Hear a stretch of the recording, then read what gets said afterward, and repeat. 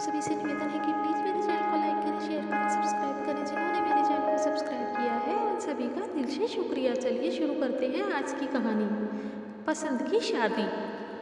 रजनी की बुआ जी अक्सर आती रहती थी क्योंकि अब वह अपनी जिम्मेदारियों से फ्री हो चुकी थी, तो अपने पियर आती रहती थी और वह अपने भाई के घर कई कई दिन रुककर जाती थी, तो उसको आसपास की सारी खबर रहती थी।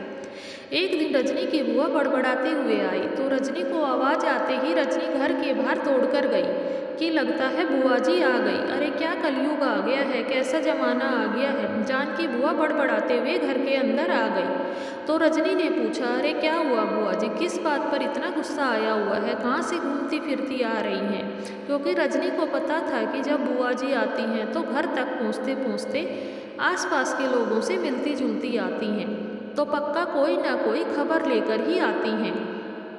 तभी बुआ जी बोल पड़ी, अरे वो पिछली गली में जो माखन रहते हैं, अरे वही जिनकी लड़की पायल जो हमेशा पढ़ाई में अव्वल आती है।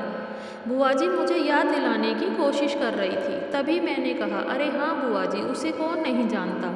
जितनी पढ़ाई में तेज है उतनी ही हर चीज़ में कुशल है, और हमारे आसपास के मोहल्लों में तो उसकी मिसाल दी जाती है, और अब तो उसकी बहुत अच्छी नौकरी भी लग गई है। तभी बुआ जी गरजते हुए बोली, अरे क्या खाक मिसाल दी जाती है।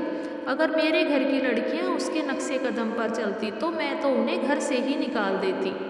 बुआ जी के ऐसे बोलने पर तो बात जानने की मेरी भी उत्सुकता बढ़ गई कि जिस लड़की की मिसाल मेरे घर में भी दी जाती है तो उसने ऐसा क्या कर दिया। तभी बुआ जी ने कहा, अरे वो दूसरी जाति के लड़के से विवाह करने जा रही है, और तो और माँ बाप ने भी उसके आगे हार मान ली होगी। दोनों मियाँ बीबी हंस हंस कर आस पड़ोस में कार्ड बांट रहे हैं, लेकिन अंदर ही अंदर तो खूब दुखी हो रहे होंगे।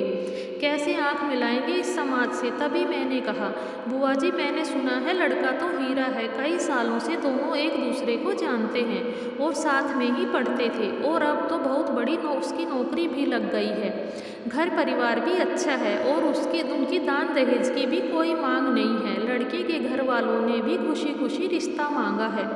तभी बुआ जी ने झट से कहा, अरे तुम्हें क्या पता समाज की बातों का, समाज के हिसाब से ही चलना पड़ता है।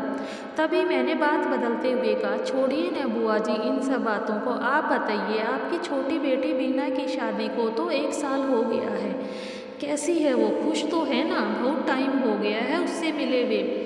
इतना पूछते ही बुआ जी बिल्कुल शांत हो गई। अभी तक जो उनकी एनर्जी थी पता नहीं कहाँ गायब हो गई, और फिर थोड़ी देर में दुखी होकर बोली, कहाँ बिटिया, कितना ठोक बजाकर इतना संपन्न परिवार ढूंढा था, शादी के बाद पता चला कि लड़के की संगत बिगड़ी हुई है। घर वालों ने लड़के के सारे ऐब छुपाकर शादी कर दी, और हमें तो शादी से पहले भनक तक भी नहीं लगने दी। धन दौलत की तो कमी नहीं है, पर पूरी जिंदगी पैसों से तो नहीं काटी जा सकती। पता नहीं मेरी बेटी की तो कैसी खोटी किस्मत है, कौन सी पिछले जन्मों के पाप किए हुए हैं। तभी मुझसे कहे बगैर नहीं रहा गया, और मैंने बुआ जी से कह ही दिया।